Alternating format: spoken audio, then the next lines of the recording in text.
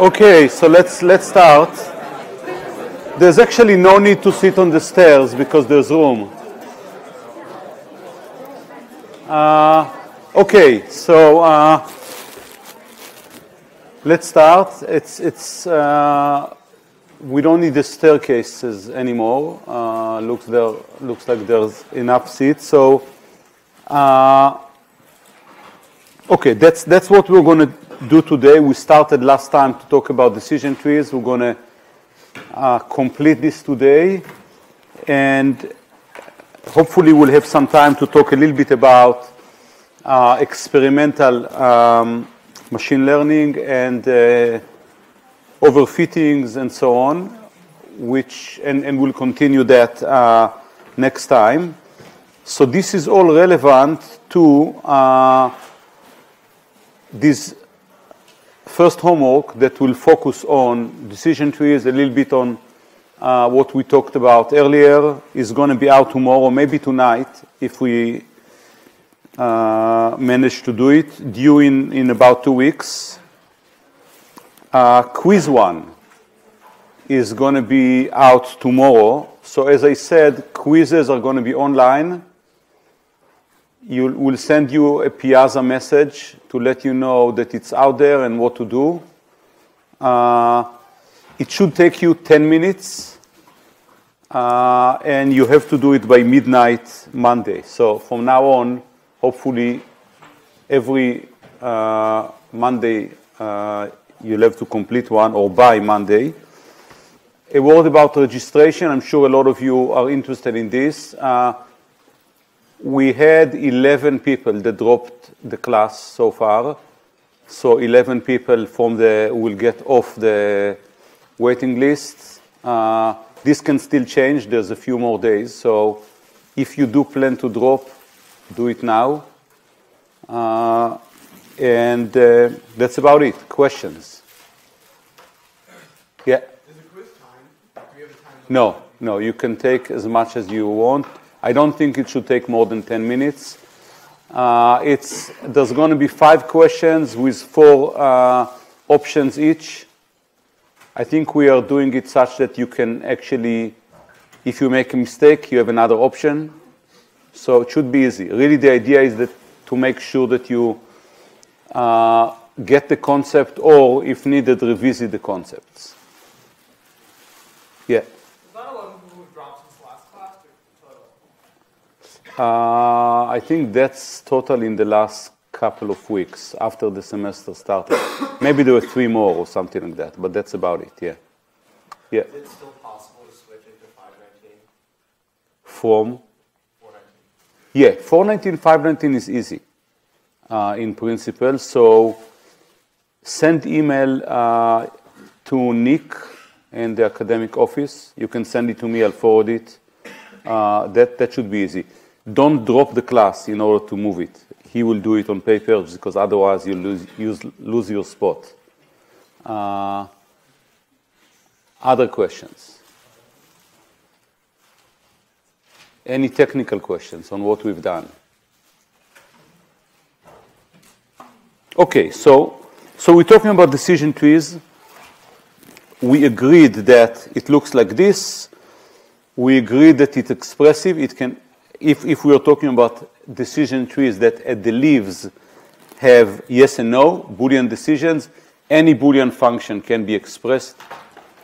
And we talked about the fact that there's some pros and cons to this. And we started talking about an algorithm.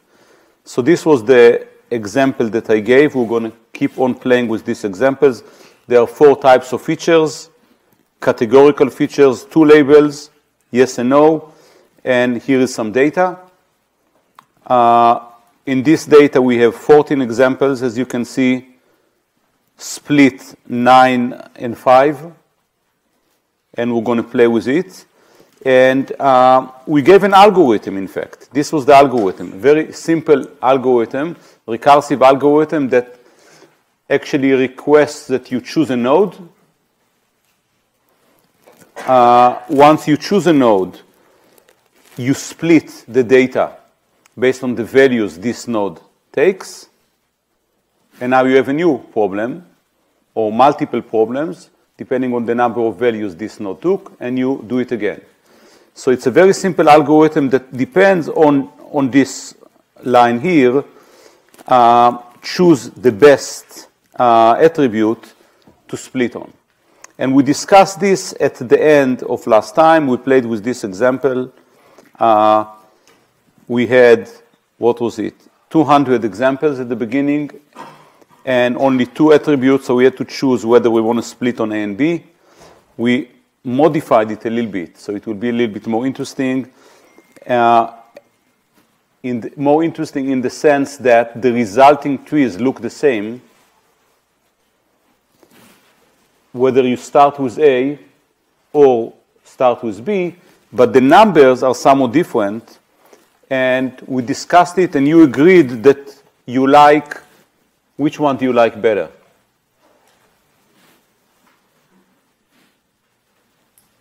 Yes? Which means the it has a lower expected tree depth. So what do you mean by lower accepted tree depth?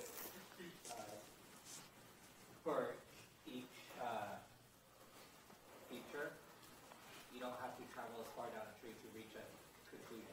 So if I pick an example, and I don't know what it's going to be, and I'm going to run down the tree, so basically I'm going to ask about A first, and then about B, and I'm going to do this for many examples, say uniformly at random from this data set, then the number of queries I'll have to ask is going to be smaller on the one on the right than on the right on the one on the left. So that's one way to think about it. We are going to actually do something slightly different mathematically, which ends up to be very similar, but this is a good intuition to have why do we prefer, or to explain why we prefer the A as root than the B as root. So basically, this is our goal now, to explain how to systematically choose this, and we're going to resort to a notion or information theoretic concept of entropy. So entropy is a property of a discrete distribution. We're going to think of our data set as a distribution. Since it's a binary data set, it's a distribution over 2 values, negative and positive. And we're going to define the entropy of this data set S to be the negative value of P plus log P plus minus the negative value of minus P minus log P minus, where P plus is the proportion of positive examples in S, P minus is the proportion of negative examples in S. So we have 2 numbers. So if you think about it this way, if all the examples belong to the same category, so let's assume all of them are positive. So on the right side, you have P minus log P minus, which is 0 times log 0. This is 0. So if all the examples are going to belong to, and then of course 1 log 1 is also 0. So the entropy is going to be 0. If it's 0.5, then what you get here is P minus and P plus are going to be a half. Log a half Think about this as log base 2. Log a half is what? -1. So altogether, we're going to get here 1. So that's what we're going. So you can think about this as the level of uncertainty that you get. So if you know exactly what the label is, there's no uncertainty. The entropy is 0. If you have no clue what is the label because the distribution is uniform, then it's the maximum entropy, and in this case, it's going to be 1. So, of course, this can be generalized to the case of general discrete probability distribution. So if you have a probability distribution or a data set with k labels, and the distribution is, as you can see here, P1, P2, up to Pk, so they sum to 1. So P1 is the fraction of examples label 1, P2 fraction of example label 2, and so on. Then the negative value of Pi log Pi is the entropy. Okay, so that's an important concept, a basic concept that is being used in many places. You can think about it in some sense as the number of bits required to encode this class of labels. What does this give us? So first of all, let's try to understand what does it mean. So here is an example of a Boolean data set. So I'm giving you 3 cases, right? So on the left, what you see is a very biased data set, right? So mostly positive examples, very few negative examples. You essentially know what's happening if you sample an example. So the entropy is going to be low. There's no uncertainty. On your right side, what you see is a rather balanced one, where you have a little bit more positive than negative. And in the middle, you have a uniform case. So the same number of positive and negative, you basically have no information. The uncertainty is the highest. And given that we have 2 values, the entropy is going to be 1. Now, you can think about the same case where you have more than 2 labels. So here is the case here where I have 8 values. Okay? So if I have 8 values, I can have this case where almost all the mass is, what is it, on 1, 2, 3, on the 4th one, and the others never occur. This one is a little bit more balanced, and you can also think about the completely uniform case. So what are you going to see, for example, on the left side? What will the entropy be? Something like this. What about the one on the right? Lower, higher? Who votes for lower? Okay, most of you think lower. That's good. And what about the one in the middle? Higher. What's going to be the value? 1 is one option. Someone with another suggestion? So here we have 8 values. So it's 8 log base 2 of 8. Yeah, so it's going to be 3. So log base 3 of 8 is going to give you negative. Log base 2 of 8 is going to give you negative 3, and it's basically average of this. So anyhow, so that's the concept. The important thing for you to keep in mind now is that if you have high entropy, it means that you know nothing. The uncertainty is high. If you have low entropy, you basically know what's going to happen. The uncertainty is low, and we're going to use this as a way to choose the node. So basically, what we're going to do is we're going to define the notion of information gain. The information gain of an attribute A is the expected reduction in the entropy caused by using this attribute, or partitioning the data set using this attribute. So this is exactly how we define it. So we start with data set S, and we look at its entropy. And then here, what we're doing is we're taking the average of the entropies of SV, where V is a value that the attribute, the chosen attribute, is going to take. So we're looking at the set SV, its fraction relative to the set S times the entropy of SV. And this is the information gain from attribute. Okay, so here I see a typo. What is the typo here? This should be values of A rather than S. All the values that the attribute A takes. So again, the key thing to keep in mind is that high entropy means high level of uncertainty, low entropy means no uncertainty, and that's what we want, right? So we want splits with low entropy so that the gain of A is going to be large. Okay, so again, you can go back to the A and B case that we talked about last time and try it and see what happens and convince yourself that A was the right thing to do, also based on this. So here's the data. 14 examples, 4 features, and what we want to do is we want to run the algorithm on this.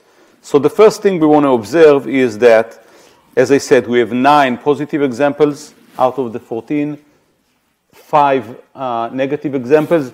This is the entropy of the data set. It's pretty high if you compute it. So everything that I do here is I'm doing based on log base 2. Really, it doesn't matter. Because if you choose another base for the log, it's only going to be a constant factor times this. So nothing is going to change in terms of the order of things. Just easier to use log base 2. So, I have the entropy of the data set, and now I have to check each one of the 4 attributes and see which one is better to choose. So we're going to start with Outlook. So this is what we get with Outlook. So what do we have? We have, if it's sunny, we have 2 positive examples, 3 negative examples. You would expect high entropy here. If we have overcast, we have 4 positive examples, right? Overcast is here, positive example, positive example, positive example, and another positive example. So you know that the entropy is going to be 0. And then we can do the same thing for rainy, 3/5, 2/5, you already know this number. And altogether, this is the expected entropy. Okay, so it's 5/14 times the first one, plus 0, plus 5/14 times the second one. That's the expected entropy, and therefore this is the information gain. So that's the value Outlook is going to give us. Okay? Now let's choose another one. For example, I'm going to choose humidity here.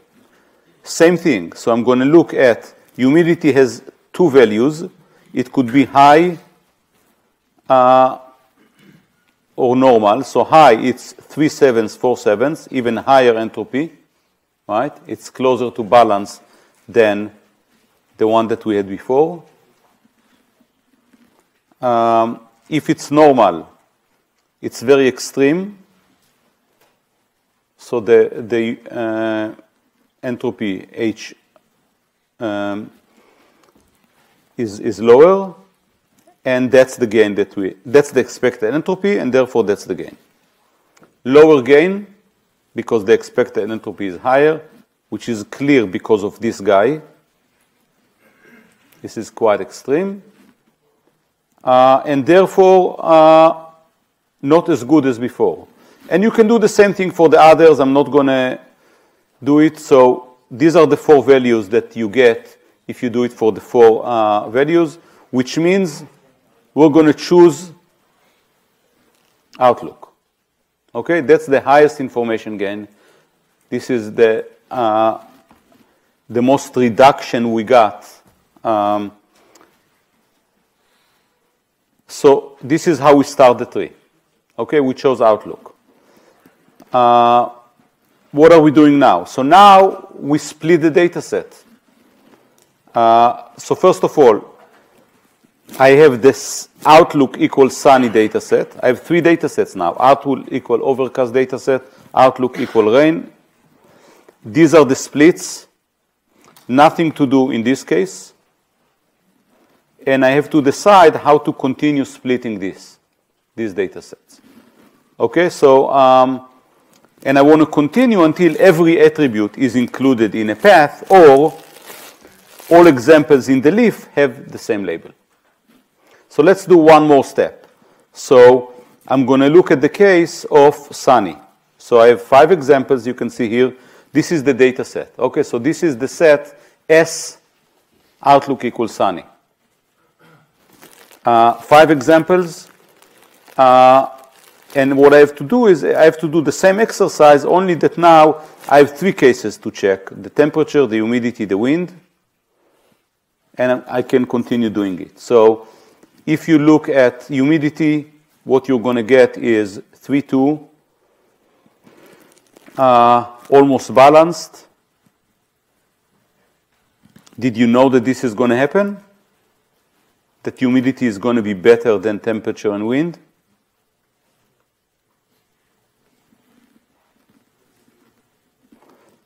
If you choose high, it's deterministic, right? If you choose humidity, it's deterministic. So it's a good one to choose. And again, you can continue this way.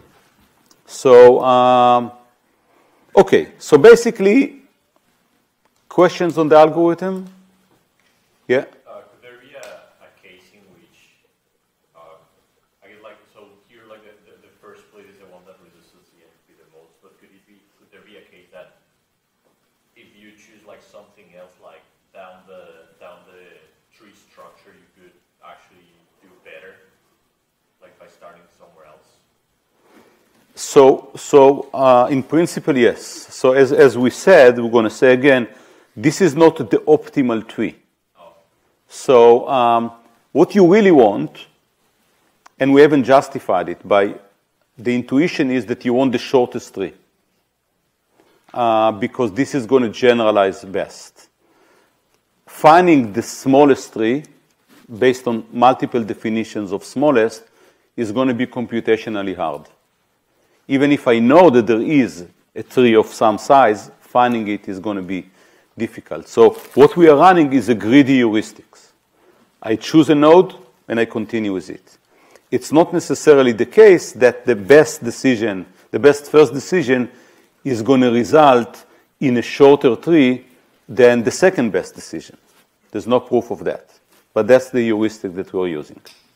Yeah? So just to be clear, let's say the outlook is sunny, and then when you're looking at all of the other features, if there's no specific feature that's deterministic, like in this case with humidity, then you would just pick the one that maximizes the information. I don't look at deterministic. I just compute the information gain. All I'm telling you is that just by looking at the data, you know that humidity is going to win here, right? So its information gain is going to be the highest, because you can see immediately that splitting on it is going to get you to the leaves. So all I do is I'm computing the information gain on temperature, on humidity, and on wind, and I compare. So what I did is a shortcut just by looking at the data. But yeah, as I said, there's no guarantee that this is going to be the best tree under any definition. It's a greedy heuristics. In fact, you can construct counterexamples for everything. Okay, so just to summarize, what did we do? We ask, so this is the algorithm. We ask if S uniquely defines a class. If yes, we're done. Otherwise, we find the feature with the most information gain. Basically argmax. I'm just getting you used to the notation over all i's, where I ranges over the attributes. I'm adding the children to S based on the values that he takes. I'm considering each set, for each value, the set of examples that take these values. And I'm continuing. Yes? How does iteration affect the efficiency of an algorithm like this? Is there a greedy algorithm that you can use to build a decision tree like this that doesn't have to iterate over every single decision variable? No. You have to touch all the attributes in order to decide which one is best. But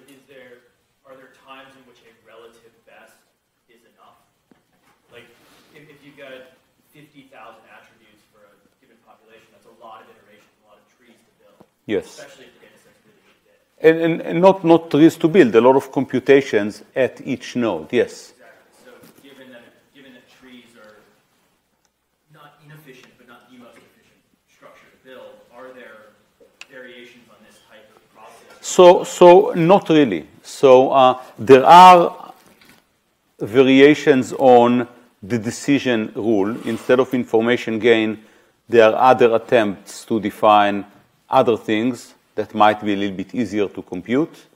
But overall, that's the way we know how to construct a tree. There are almost no changes to the kind of general structure of the algorithm.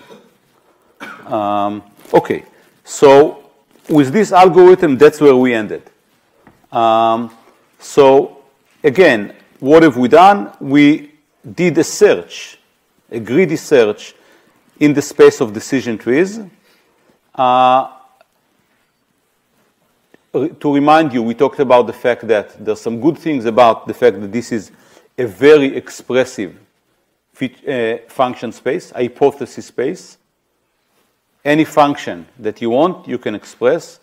There are also cons to the fact that it's a very expressive function space. Any function that you want, you can express. It's really the same thing, only that it has some positives to it and some negatives to it. Our goal was to find the best decision trees, but we said that we are not going to be able to find the smallest depth or not even the criteria that was suggested at the beginning of today, minimizing the expected number of tests. Instead, what we're going to do is we're going to do a greedy heuristic search, essentially hill climbing for people that have taken AI or something like this without any backtracking. In principle, we are making statistically based decisions using on all the data, which seems to be a robust decision, so we are happy. Now, this sentence is not completely accurate. What's not completely accurate about this sentence? Are we making decisions based on all the data?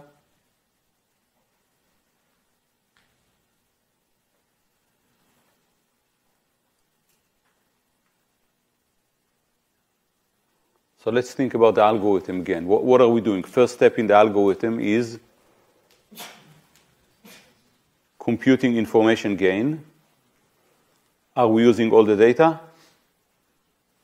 Yes. Second step in the algorithm. Yes, no, using all the data, not? We are using all the data, but in the second step, we are, so it's a greedy approach. So we used all the data in the first step. Right. And in the next? We're not. In the next, we are not using all the data, right? So in the next, we are using, for each node, only the subset of the data, the examples that survived and got to this node.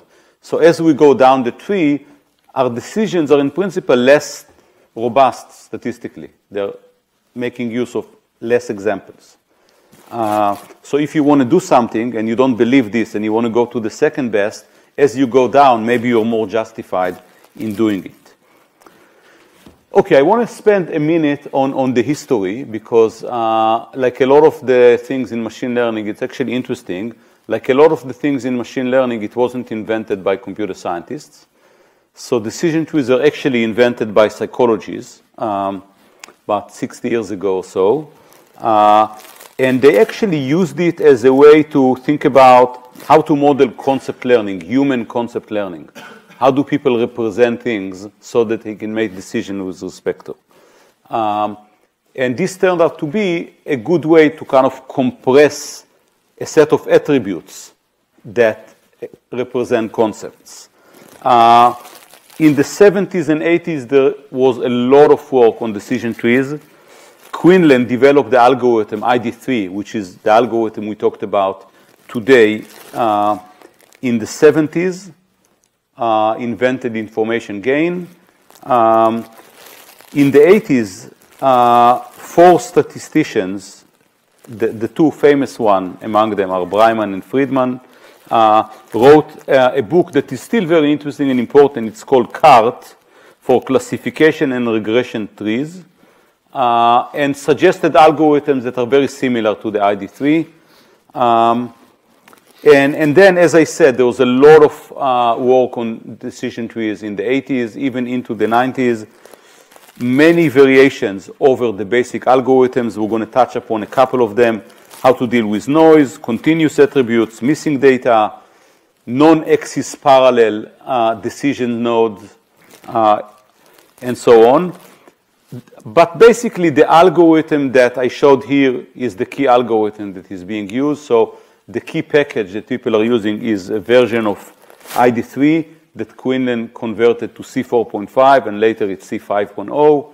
And all the packages that you're going to use, and you are going to use a package in Python for the first problem set, are essentially variations of this ID3 thing.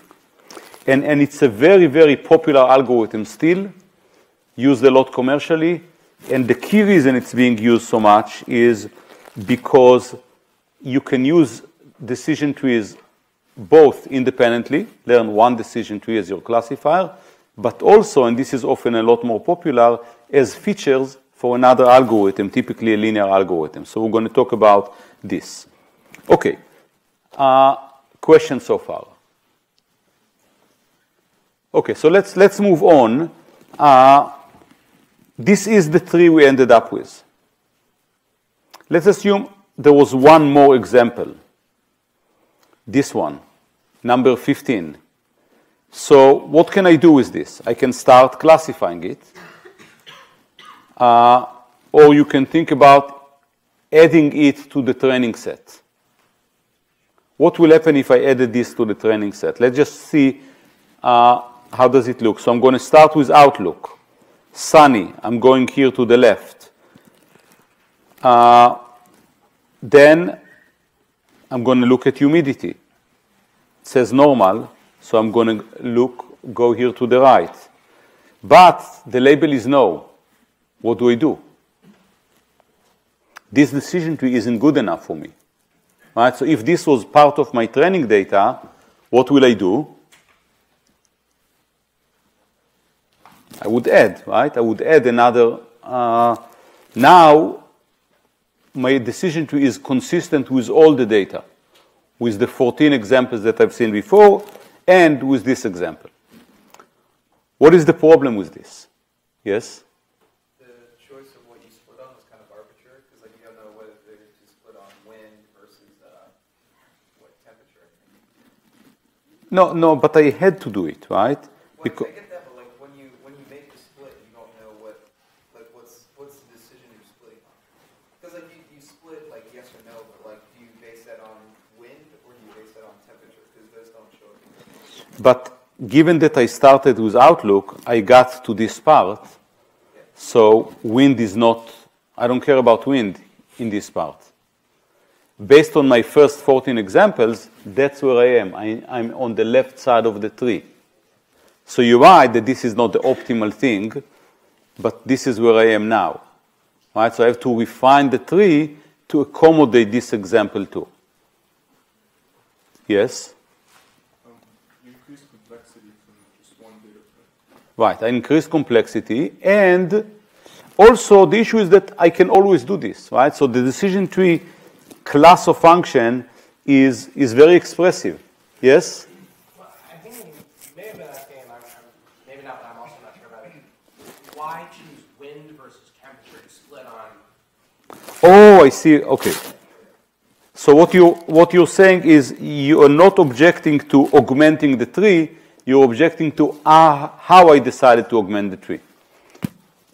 Very good. Yeah, fair point. I could have done it multiple ways, but either way, I would augment the tree. And the issue I have is with augmenting the tree. And the reason is that because I deal with an expressive set of functions, I can always do this. I can always grow the tree to be consistent with everything, and the result is going to be overfitting. If you give me a lot of training data, the data is consistent by itself. That is, you don't have one example that appears twice with two different labels. If the data is consistent, I can always represent it. And basically, I may fit things that are noise, things that are coincidental, and not really something that is important. So this is what we call overfitting. So here is the way one might think about it. This is our training data. There's a huge space there, this whole rectangle. And this is the data that we got. Hopefully you can see that there are two colors here. Okay, so for you it's a dark green and a light green, positive and negative examples. But really the space that we have is much, much larger. It looks like this. We don't see this. So if we try to completely fit the training data, who knows whether we're doing the right thing? So this is the idea of overfitting. Learning a tree that classifies perfectly all the training data may not necessarily lead to the best tree from the perspective of generalization. So we may basically overfit noise. So this is the picture that you want to keep in mind to understand what overfitting is. So typically, as a function of the complexity of the tree, which is our x-axis here, the accuracy of the hypothesis that you learn should go up, right? As you grow a tree, you fit the examples that you see in the training data, so your accuracy on the data goes up. However, at some point, the accuracy on the test data, on data that you've never seen before, may not go up. It could start go down. So we say that hypothesis H overfits the training data if there is another hypothesis, H prime, such that H has smaller error than H prime on the training, but larger error than H prime on the test data. We want to avoid this. Ideally, you want to stop growing the tree somewhere here so that you have the best accuracy you could get on the training without losing on the test. So why do we have overfitting? Why do we get overfitting?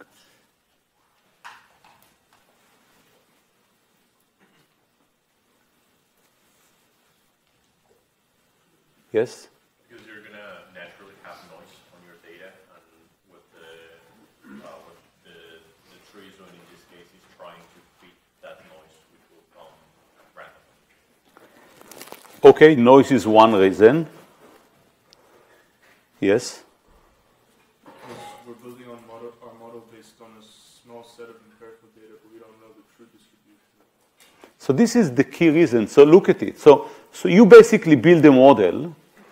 In the case of decision trees, you're kind of splitting the space into axis parallel rectangles, and some of the parallel rectangles you're going to call positive, and some you're going to call negative, and you do it based on these dark points, the negative and positive example I showed you.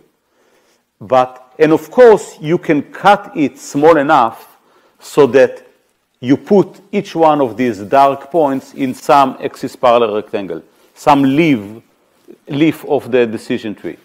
But it's not clear that it's going to do best on other data points that you've never seen. Right? So you overfit the training data by making very, very small rectangles around this example that you've seen, but who knows whether you generalize well. So this is really the key reason. So you can think about it as too much variance in the training data, right? So the training data does not really represent the true distribution, and we think it is. So we basically split on features that may not be relevant to the rest of the data. Now, you can also think about noise. And when we think about noise, really there are multiple types of noise. What I present here are two types of noise. And think about it, see that they are different. So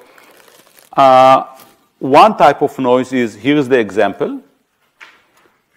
In my training data, it's listed as a positive example. Really, it's negative. It's a typo. Another type of noise could be, I see the example, it's labeled positive, but one of the feature values is wrong. Actually, I measured something.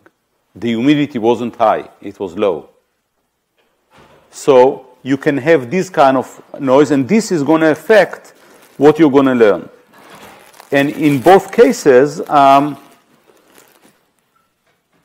we can still minimize the empirical error. We can still minimize the error on the training data, but that's not what we want. So in order to deal with it, what we're going to do is we're going to try not learn a decision tree that completely fits the data. And in the case of decision trees, we're going to do it by pruning. Pruning means removing leaves from the decision tree and replacing it by a majority label of the parents of all these. So one way to think about it, I'm going to prune the children of S if all the children are leaves, and the accuracy on some validation set.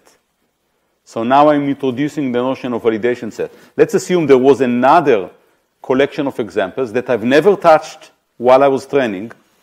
I kept it aside as a sanity check for me, validation set, and I'm measuring the accuracy on this validation set as a way to decide, should I prune, should I not prune? So as long as the accuracy on the validation set doesn't decrease, if we assign the most frequent class to all items under this node.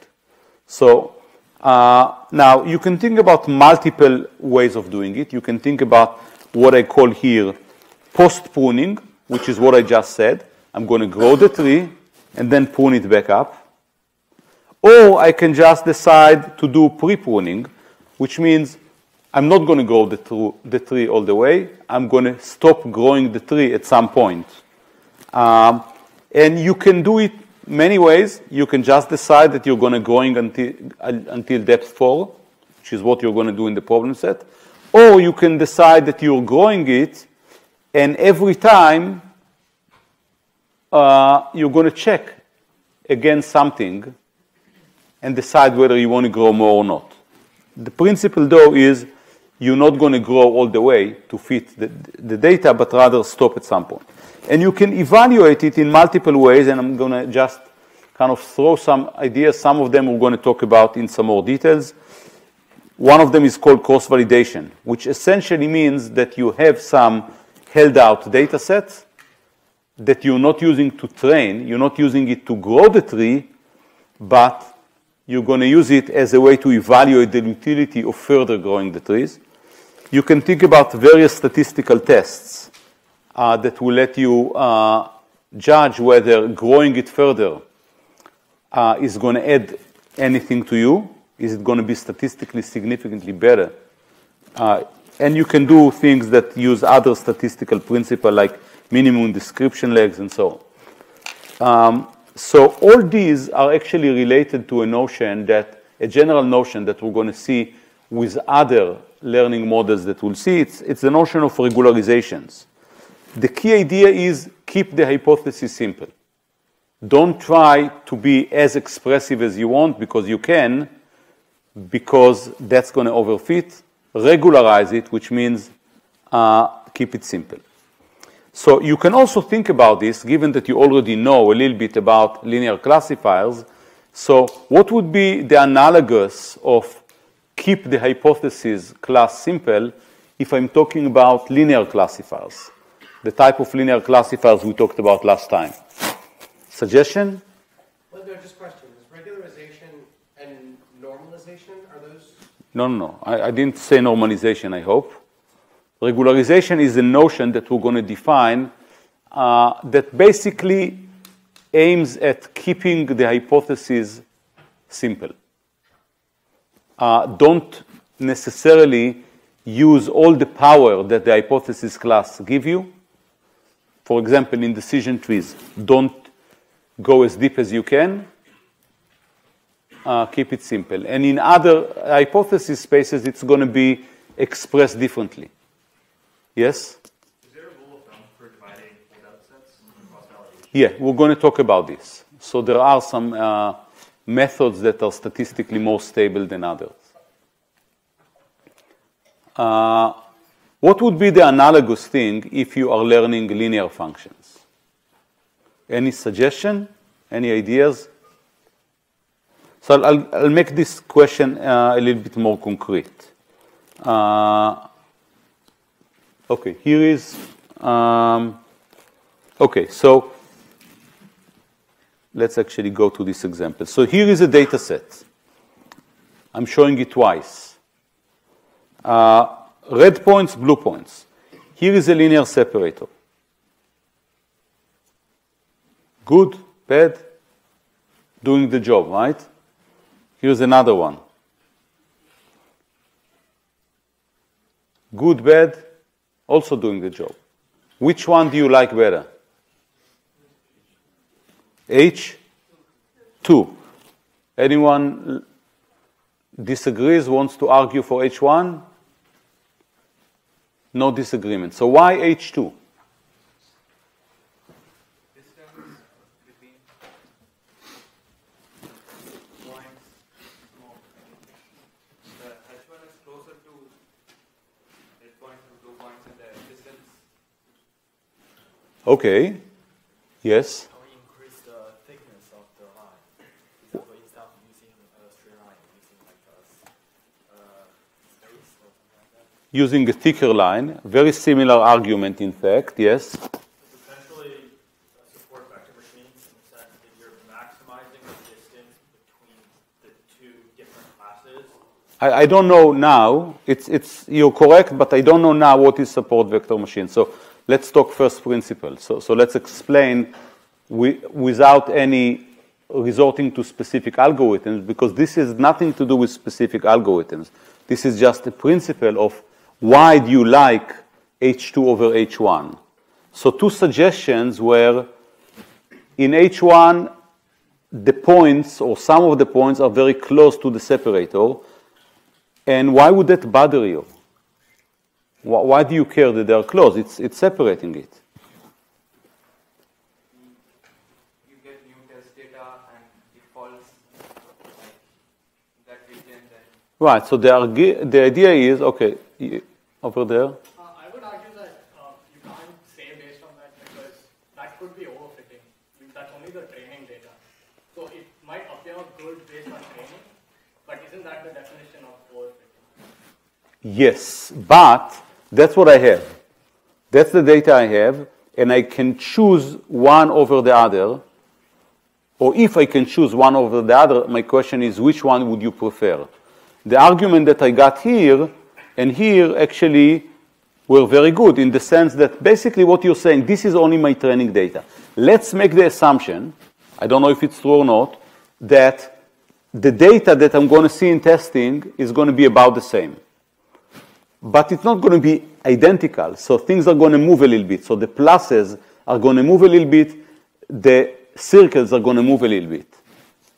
With H2, you're saying, if they move just a bit, they're still going to stay on the right side of the linear separator. In H1, if they're going to move a little bit, it's more likely that some of them will move to the other side. You had an argument? No, I was just going to say, like, the minimum distance from the closest point from each class to this separator is maximizing H2.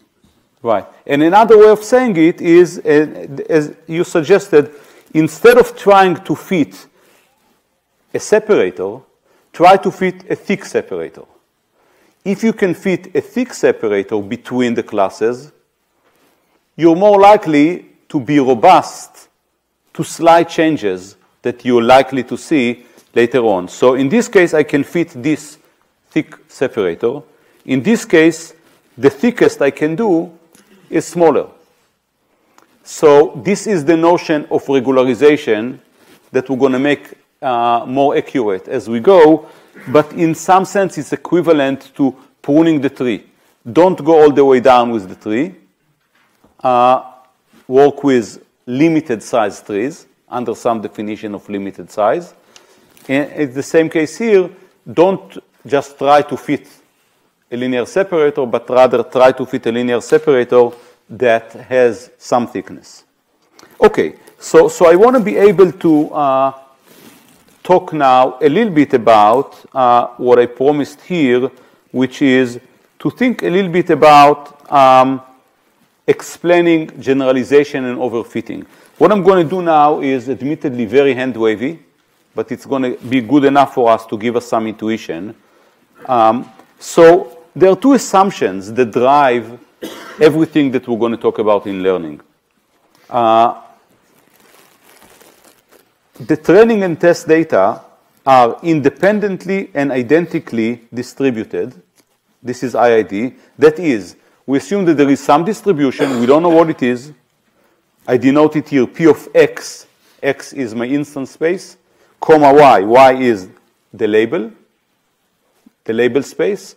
And data is sampled from this distribution. X, comma Y is sampled from that. So I'm breaking this down to two steps, to two assumptions. One of them is that they are identically distributed. There is one distribution that governs the generation of the data we see in training and governs the generation of the data we're going to see in the future. And two, that they are drawn independently. Now, the first assumption is really important because nothing is going to work unless this holds. Now, it doesn't, in real life, it's not going to completely hold, but as we will see, and you'll play with it with at least one problem set, maybe more, if things change too significantly from training to test, our machine learning algorithms are not going to do it. The second one, the things are drawn independently. Most algorithms actually don't care about it. They can run in the same way, whether it's drawn independently or not. And in real life, again, it's not going to be independent, because if you read sentences in a specific test, in a specific text, and you want to make predictions or classification with respect to it, whatever the classification predicate you want to deal with, it's not independent probably. I mean, all the examples that you see are related. All of them come from the news. All of them come from news about the same topic. All of them come from, I don't know, scientific article from the same topic. So they're not independent. The algorithms will not care about it. What will care about it is our theory. If we want to prove something and provide some guarantees on performance of learning algorithms, we don't know how to do this without making these assumptions. So, but for you, it's important to know that the first assumption is crucial. Algorithms will break. The second one is a little bit less crucial. It's more crucial for the analysis. Yeah. Clarification. For the test items, are those referring to the test data or the future data set you are going Okay, so that's a good question, because I always use test, but really, who cares about test? In real life, what you care about, I want to train my algorithm, and eventually it's going to run in the field somewhere. The only reason we call it test is because before I give you the algorithm to run in the field, I develop something and I'm going to give it to some pharmaceutical companies to run all their data. I'm going to give it to some legal company to run on their data and so on. Before I do this, I use some test data. And the assumption, again, is that if I tested it on some data that my training algorithm never saw, and I get some performance, this performance is going to be about the same performance they will see when they run it on their data. Okay, so for me, test is a representative of the real-life data that I've never seen during training. If we have a big data set, we separate from training and test randomly, would that be actually referring to independently identical distributed? So I will do it such that each example will be, so definitely they will come from the same distribution, right? So you have one distribution that governs the generation of the data. As I said, the second one is not completely clear, because it's completely clear that data points, examples that you see, will be related, right? It depends a little bit on the task, but let's assume that the task that you have is classifying documents based on the topic. If all your documents come from the New York Times versus if all your documents, or maybe even a specific section in the New York Times, versus if all your documents, some of them come from the New York Times, some of them come from blogs, some of them come from scientific articles, you see that the diversity of the distribution is different. So don't care so much about this last bullet, care more about the second to last. The fact that we assume that what you see in training is what you see in test. And this is one goal that you want to keep in mind all the time when you develop your own settings and algorithms and learning protocols. You want to make sure that what your algorithm sees in training is about what you expect it to see in the test or in the field. Is that any question on this? Okay, so overfitting. So this is, we said before what overfitting is, and we kind of drew this kind of very schematic diagram. So the shape of the curve has to make sense to you. Make sense to you? Doesn't make sense? Okay. So I want to try to explain overfitting a little bit. So the key thing that we are dealing with is empirical error. That is the error that we see on the data set that was given to us. Think about it as the percentage of items in this data set that are misclassified. Now, so just like before when I drew this graph as a function of the size of the tree, or if you want the complexity of the hypothesis, the accuracy grew, I can start with empirical error here. So this is my graph of the empirical error as a function of model complexity. Okay? Not okay? You should complain now. Where did I get this graph from? So what does this graph say? This is a graph that is intended to measure your how well you're kind of following me. So the more complex the model gets, the more features you're probably analyzing on, and some of the features might have different weights than others. And with more features, there's more margin for error. Because messing up on a couple of your features, you can classify altogether. So what are you saying? We want to keep our features at a decent size, but not too many. No, but this is just empirical error. Yes? So like the more complex you're making your model, that's happening because you're trying to make it more accurate with your training data. But then that also means that when you get new data, that it's like overfitting. But it's not new data. All I'm showing you here is empirical error. So you should complain and say, in terms of empirical error, as you grow your tree, as your model complexity goes down, it should go down. It shouldn't go up on the training set. Right? I don't know what's going to happen on the test. This is why we're talking about overfitting. But on the training set, this is not the right curve. Okay? So this is just a sanity check. So you should make sure that I'm not misleading you here. Right? So complain.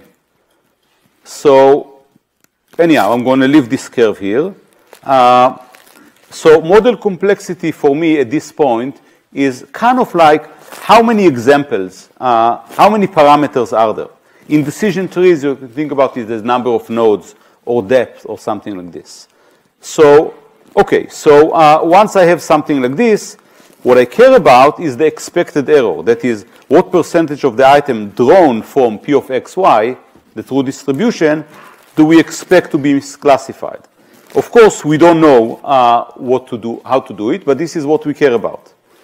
So in order to explain this discrepancy between training error and test error and talk about generalization, there are two informal concepts that we are talking about. One of them is called variance, variance of the learner. What do I mean by variance of the learner?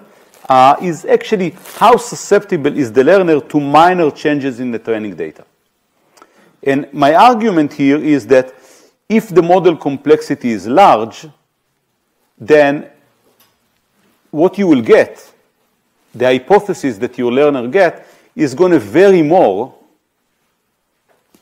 with the data. So if you have a very, very expressive class of functions, change the data, the training data a little bit, the model is going to change a lot. If you have a very narrow class of hypotheses, it doesn't matter that you change the data a little. It's going to be about the same. And this is what I mean by variance here.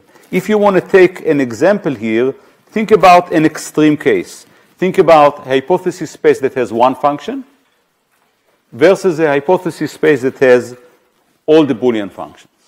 Okay? So if you have, if you change your training data from training data 1 to training data set 2, if you have one function in the hypothesis class, that's what you're going to produce. If you have 72,000, you're probably going to change. So different functions are going to be learned as a function of your data. This is one way to think about it. You can also think about this wind example that we talked about just a few minutes ago when we talked about the decision tree. If I can grow the tree, because I have an expressive class of functions, I will grow the tree. So as I change the data, the tree that I produce is going to be different. If I'm limited at some depth, I will not be able to grow it further. So the data will not change the output so much. So this is the notion of variance. We can make it a little bit more accurately, but I don't want to get into it. So this is, the last bullet is half accurate, and you can make it also mathematically better. So this is variance. It goes up as the model complexity goes up. The second thing is the bias. Bias is essentially how likely is the learner to identify the target hypothesis. And this actually goes down with the model complexity, right? You're going to become better.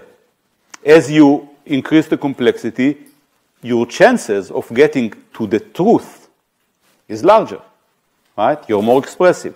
So the bias is low when the model is expressive.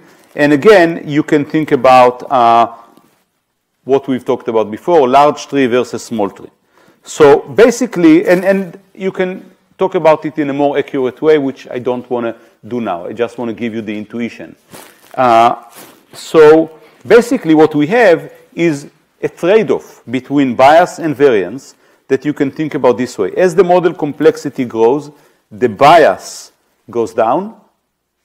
You are going to be closer, or your chances of being closer to the truth is better.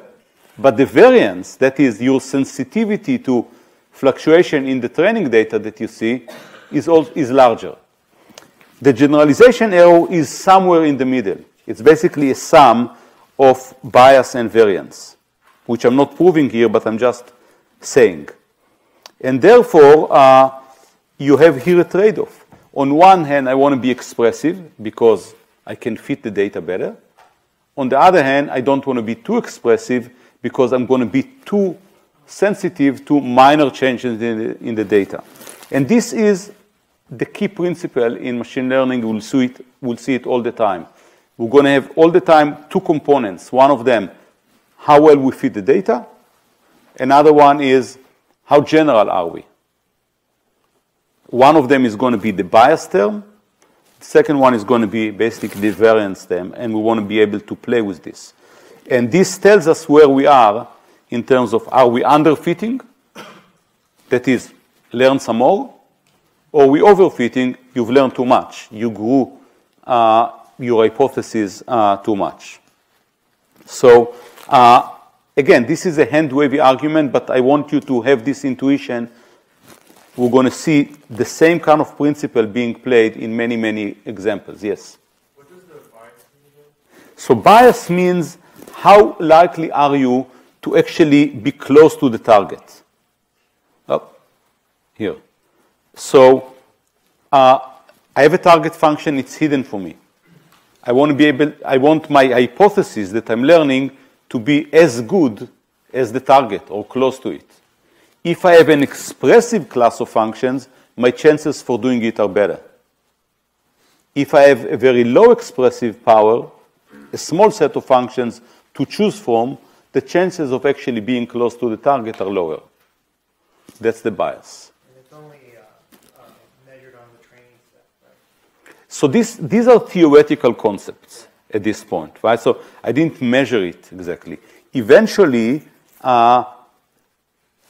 we're going to see how, when we do training, we can play with it. So far, the way we did training, say in SGD last time, we didn't care about all these things. We just said, here's training data, try to minimize your objective. Our next version of SGD will actually add another component that says, okay, try to minimize the objective, but also make sure that you're not doing regularize, which means make sure that you're not growing your space too much. In decision tree, at the beginning we talked about let's grow the decision tree so that we fit the training data. And only later we said, okay, but be careful, maybe you want to prune back so that you don't overfit the data. So all the time we're going to see this play of try to do as well as you can on the training data, but be careful. The be careful is something that we'll have to figure out exactly how to do, because it actually brings some general notion of how the data in general looks like. We don't have this data, right? All we have is training data, so we have to think about how to make sure we are not too expressive without knowing the truth. Yeah. What does it mean to be closer to the target function if you're doing a worse job of predicting the data? So the bias is going down, but you're actually doing a worse job at that point. You have a higher error. How are you closer to the target function if you have more error? No. So closer to the target means lower error, right? So my feeling is I look at the training set. I can go down in my error on the training set to 0 maybe sometimes, or at least to a very low value. I feel that I'm doing better because I'm closer to the target function, right? And in principle, it's true that if I had more data or all the data in the world, as I allow myself to use more and more expressive functions, larger and larger decision trees, I will be closer to the true function. On the other hand, if I cut my decision tree depth at 4, no chance. Right? If the true decision tree has 17 levels, I will not be able to express it with 4. If I go down, I will. So that's what I mean. The bias is going to go down. The difference that you have between your predictor and the true predictor is going to go down as you allow yourself to use more and more expressive functions. But whether you want to do it is another question. Okay, so this is something that will stay with us. You'll see it many more times. So we talked about this as a general principle for avoiding overfitting. And what I want to do now is I want to quickly move to kind of complete our discussions of decision trees. So we talked about overfitting in decision trees, about pruning.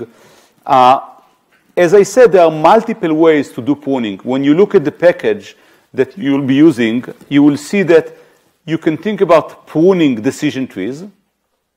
You can also think about taking the decision trees and first converting them to rules.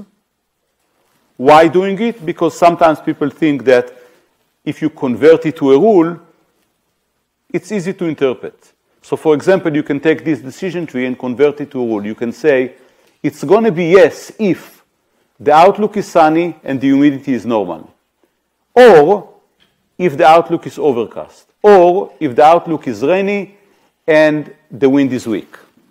So now I express the decision trees as a set of rules by traversing down the tree. You still have the same problem of pruning. You may want to prune the rules. So the only point of this slide is that you can prune the trees, as we said before, or you can prune the rules. You may get different results this way. Why is that the case? When you prune a tree, you have to prune it from the leaves up. If I made it a rule, in this case all the rules are very short, but let's assume you have a rule of size 4.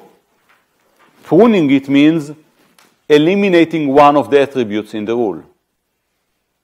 And once I write it as a rule, the order doesn't matter anymore. So I may end up eliminating the second to the last attribute, which is something I cannot even do when I prune a tree. So the results will be different. And you will see when you play with a package of decision trees that converting to rules and pruning are options that you have there. And I just want to make sure we know they're different. Okay. Continuous attributes. This is one important extension that we want to be able to do when we play with decision trees. So everything, we ran the algorithm on discrete categorical attributes. What if I have real valued numbers? One option is to just discretize into ranges, to say, you know what? I have something that is size. I'm going to call it big, medium, and small. This is independent of the data. Another option is to actually develop some criteria for how to split the nodes based on threshold. So I can think about threshold of the form attribute A is less than C or greater than C. Once I do this, I, again, transform the continuous attributes into discrete attributes. The information gain computation that I did before follows through. Everything is the same. And the only question that you can ask is how to do it. Is there, should I just do it ahead of time, just by looking at the attributes that I have, or do I want to first look at the data and do it this way? So I'm going to give one idea. There's been a lot of work on this, on how to do it using the data, which is probably better than just doing it before you look at the data. So let's assume that I have a continuous feature A. I'm going to sort the examples according to the values of A. And for each order pair x, y, x being the example, y being the label, with different labels, I'm going to look at the midpoint as a possible threshold.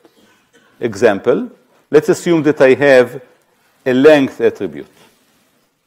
Okay, these are the values over the examples of the length attributes, 10, 15, 21, 28, and so on.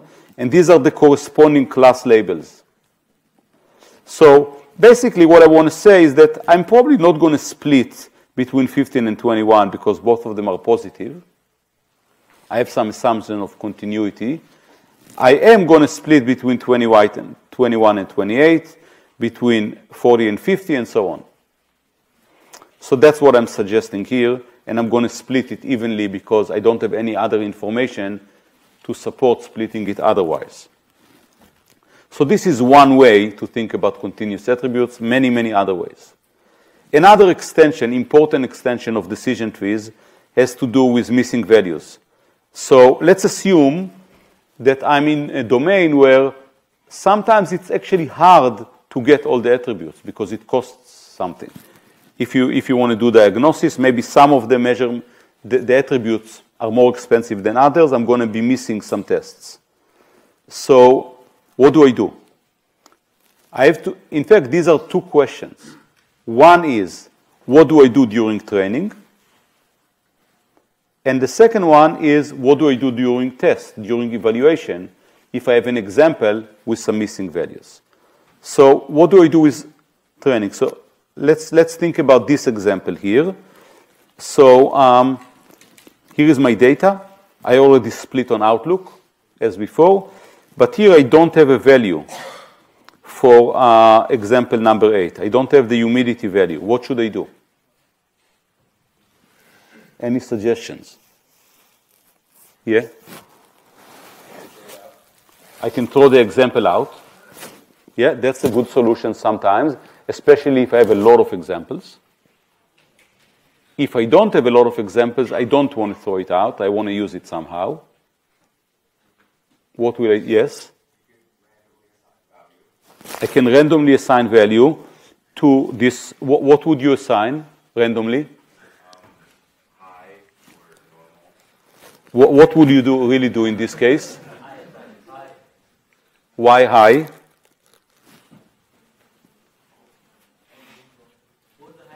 Why did you choose high? Because high is like based on the other like the fact that the outlook because it's I like where you said, like what makes that.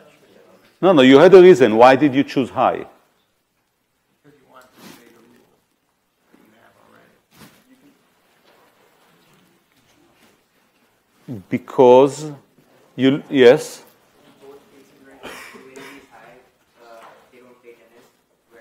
Because the label is the same. So essentially what you did is you said, I'm going to look at the other data I have, and really what you said, I'm going to think about it as a learning problem and try to predict the missing value from what I know, plug it in, and continue learning. Now, this is an important algorithm. It's going to be called EM. We're going to talk about it later, where essentially you have a missing value. You learn an estimate for this missing value from the other data. You plug it in believing that it's okay, or maybe not believing, maybe keeping a distribution over the options that you have, and you keep on going. But before we do this, let's just guess. So one option for me is to say, you know what? Let's try multiple options and average them, right? So sunny, temp, I computed. When I do humidity, what I'm going to do is I'm going to fill it in with multiple options and average them. That's one option. This is perhaps the most common option people will do because it's standard. My question here for other suggestion was referring to the idea that people floated here, which is you can actually look at the rest of the data and infer this value, which is a good idea. Now, of course, the same thing, as I said, is going to happen also in test, right? So you want to classify an example without knowing the value of the attribute, yes? on the previous slide with which one would you assign? So actually, it's the same thing. It turns out to be the same. So you have to choose randomly, as was suggested, but it's just because of the numbers that I've chosen here. Yes? But, yeah, I sort of understand why it would be the same, but It's the same just because of the numbers I've chosen. okay, but looking at the table, there are two values that differ, two variables that differ. So if you look at play tennis, see that it's a no, I would put it as a high. Then if you look at temperature, so normals only have mild temperature. So I would then maybe put it as a normal. Those are the two columns where they differ. But then, would you place more importance on playing tennis or not? Okay. So let's separate the two things that we said here. So one thing we said, we're not doing learning here. What we are doing is we're just doing filling in. Let's try one value, compute the entropy. Let's try the other value, compute the entropy, and then average. That's kind of a straightforward, stupid approach, no looking at the data, just computing the entropy. Option 2 is what other people suggested, and this is what you're questioning about. Let's assume I do want to look at the other entries, the other attributes, and learn from it.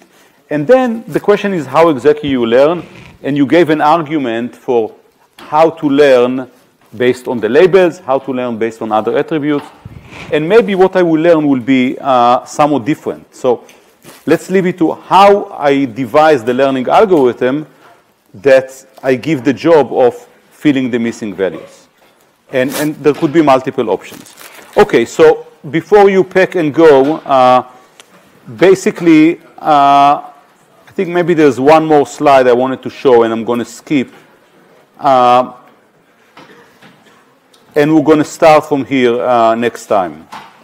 Okay, so thanks.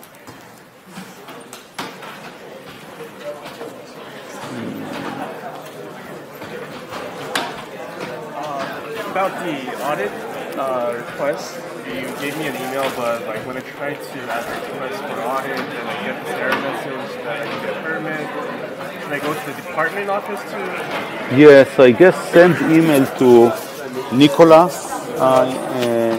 or you can go to, I think it's Office 308 in this building, yeah. Okay. And ask them. I'm not sure exactly what has to be done. All right. But I think I CC'd him. Did I CC him on the email?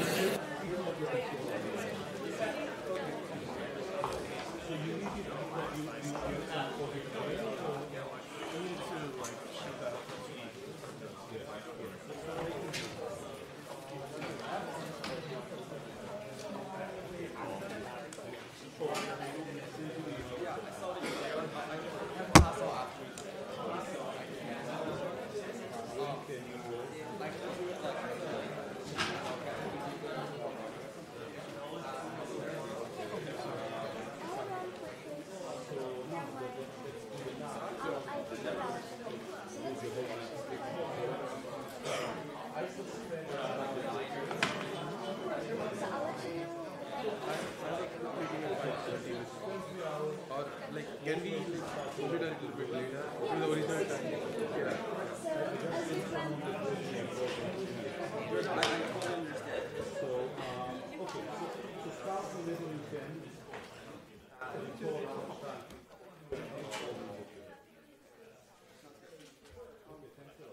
Let's be in touch by email. Please send me email before.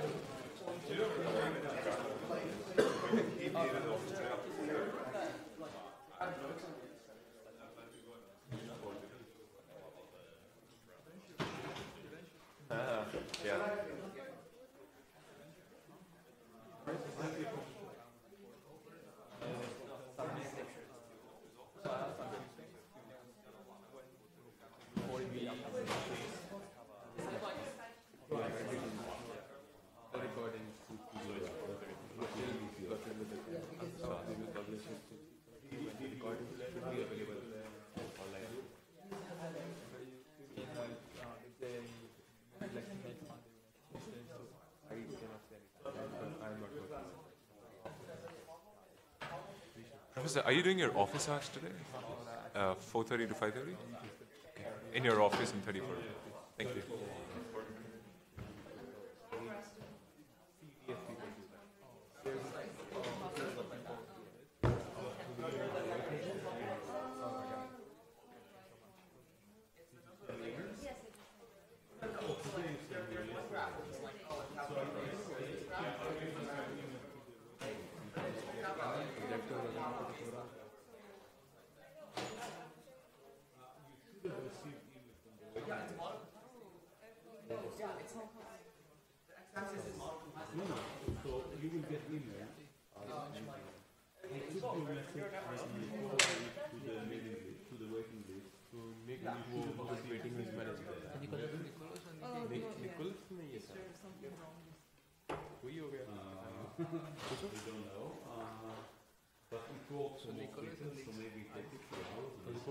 Oh, I sent it.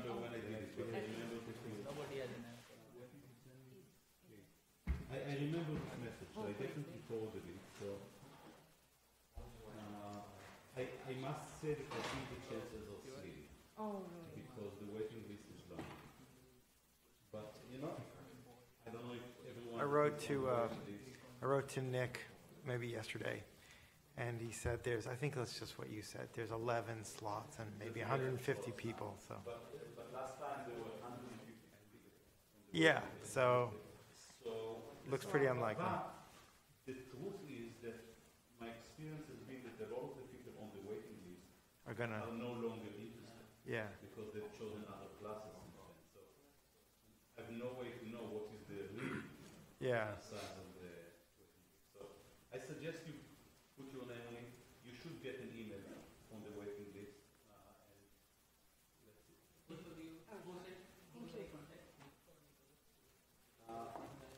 It's the same guy, yeah. So, but you are already on the waiting list. Yeah. So, yeah. It's really nothing we can do. It's unfortunate. Yeah. Yeah, okay. So. Yes.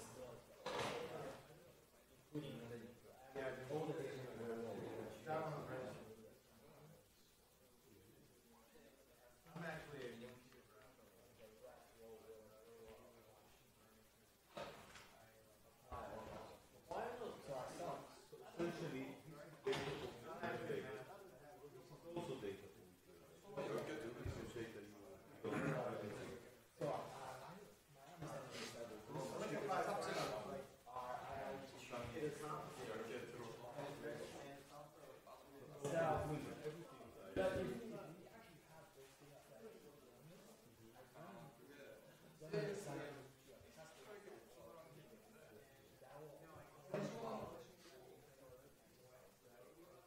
the way you want to do it, really what you have is you have data that is labeled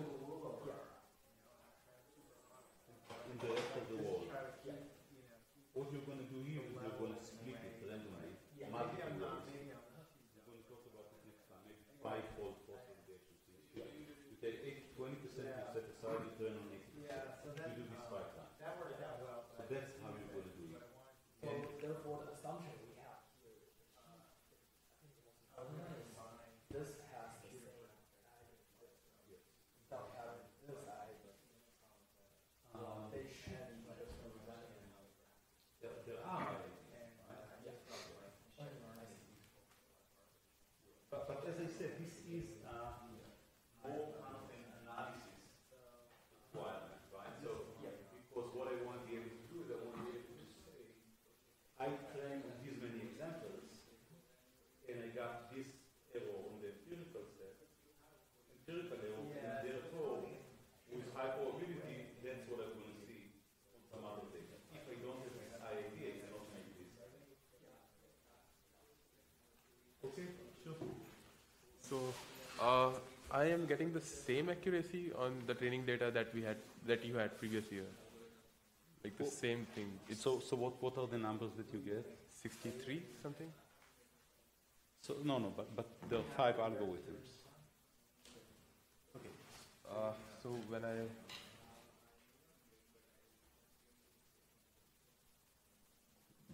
So when I use max depth of 4, and this is on the new data, So can you, let's not do it now. So do you have time in the afternoon? Yes, I have. So what time? So I have office hours at 4:30. I don't know if people will come. If people will come at 5:30. Okay, I will be there at 4:30 and we can decide So that. what I think we should look at is 10 numbers, which is the training accuracy and the test accuracy for each of the 5 algorithms. Okay. And then we'll see. So you have it all running. Yeah. Perfect. Except for the using decision tree stunts as features. So can you try this also? I'm not really sure how to do that. I mean, how to use the features? Okay, but if you're not sure, okay. So first of all, read the homework. Okay. Yeah. And make sure that it's written in such a way. If you are not sure, it means that 90% of the students will not be sure here. Okay. So please read it carefully, okay. and then we'll rewrite it so that it will be easy to do. Okay. Yeah. Okay, thanks.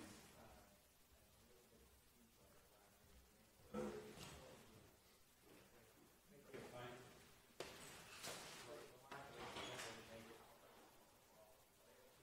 fine.